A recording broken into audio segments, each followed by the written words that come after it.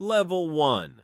The Spectator. You hear it before you see it. A deep rumble that shakes the ground. You're standing in a parking lot at 2 a.m. behind an abandoned warehouse. 200 people are here. Cars are lined up, not normal cars, monsters. A Nissan GTR with a turbo kit that cost more than your apartment. A Dodge Charger Hellcat with flames on the hood. 2 cars pull up to the line. A guy in a leather jacket holds up his hands. The engines rev so loud you feel it in your chest. He drops his hands. The cars explode forward. The race is over in 9 seconds. The winner just made $5,000. The loser hands over his keys. That's the rule. You lose your car. You're 16. You have no car, no money, but you have hunger. And that's how every story in this world begins. Level 2. The Corner Boy. You've been showing up every weekend for 6 months. A guy named Diesel runs the Saturday night races. He walks up to you. I need a corner boy. You win. Your job is simple. Stand 3 blocks away from the race. Watch for police headlights. If you see them, call Diesel. 1 ring means cops are coming. You get paid $100 a night. You stand alone in the dark for 4 hours. It's cold and boring, but you're part of the machine now. One night you spot a police cruiser. You call Diesel. 1 ring. By the time the cops arrive, everyone is gone. Just an empty parking lot. Diesel texts you, "Good eyes, kid." But here's the truth. If the police catch you on that corner at 2 a.m., you're getting arrested. Diesel isn't bailing you out, you're disposable. A human alarm system, nothing more. Level 3, the mechanic. You start working at a garage during the day. Oil changes and brake pads, boring stuff, but at night you learn the real craft. Turbo kits, nitrous systems, engine swaps. You realize building a fast car is like building a bomb. 1 wrong connection and the whole thing explodes. A racer named Viper brings you his Mustang. I need 200 more horsepower by Saturday. You work 72 hours straight, no sleep, just wrenches, grease, and energy drinks. Saturday night, Viper wins by 3 car lengths.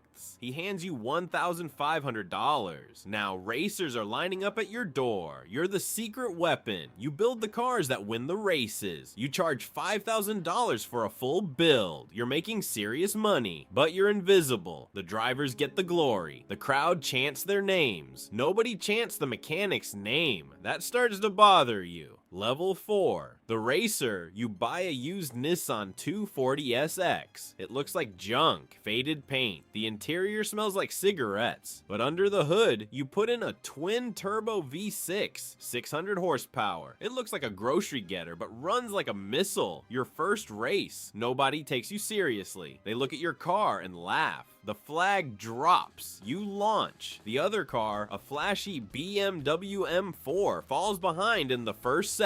You cross the finish line and the crowd goes silent. Then they erupt. Who is that guy? You race every weekend. You're making $5,000 a night. They call you Phantom because you show up, win, and disappear. But racing is a drug. You start pushing harder. 160 miles per hour on a public road at 3 a.m. One night, you almost hit a man crossing the street. You swerve, miss him by inches. Your hands shake for an hour. You tell yourself you'll slow down. You don't. Level 5. The Bookie. 2 years of racing, $80,000 in cash hidden in your closet, but also a cracked rib from a crash and a warrant for reckless driving. You remember something, the bookmakers never lose. They take a cut from both sides. Win or lose, they get paid. So you stop racing, you start taking bets. $500 on the Supra, $1,000 on the Corvette. You take 15% off the top. On a good night, you clear $15,000 without ever sitting behind a wheel. But now you're holding large amounts of cash. 2 guys try to rob you in the parking lot. You start carrying a weapon. You hire 2 corner boys as protection. A bettor loses $5,000 and says the race was rigged. He pulls a knife.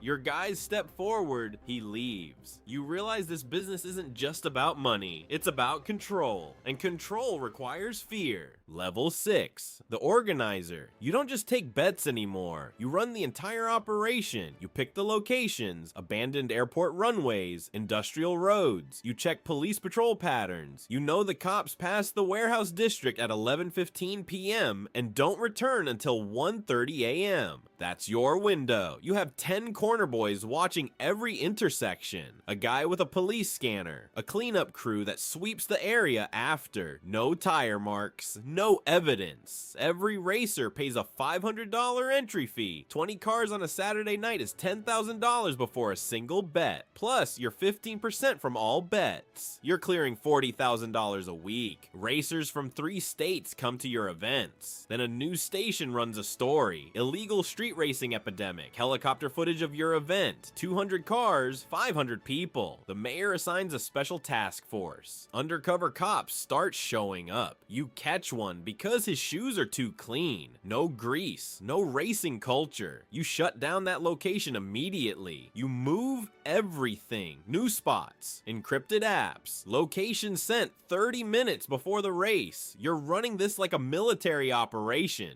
Level 7.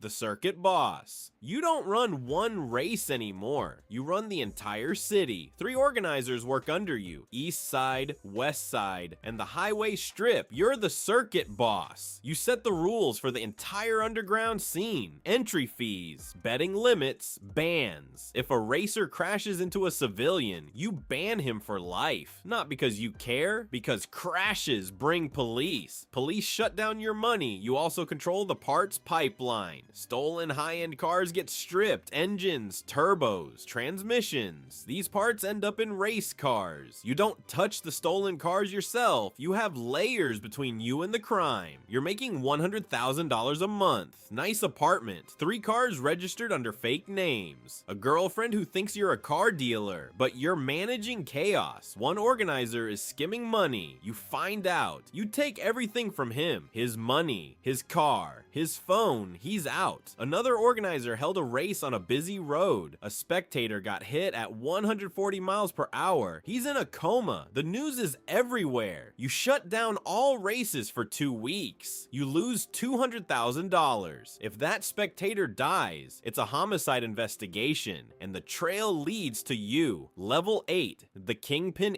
8 years in the game. You started as a kid watching from the crowd. Now you control the entire underground racing network across 3 cities. $300,000 a month. You don't go to races anymore. You haven't been to one in 2 years. You're a ghost. You communicate through burner phones changed every week. You meet your guys in random parking lots. Never the same place twice. The money from racing funds other operations now. Laundering through car dealerships. Connected to dealers who use your events to move product. You didn't plan this. It just happened. You're in too deep to say no.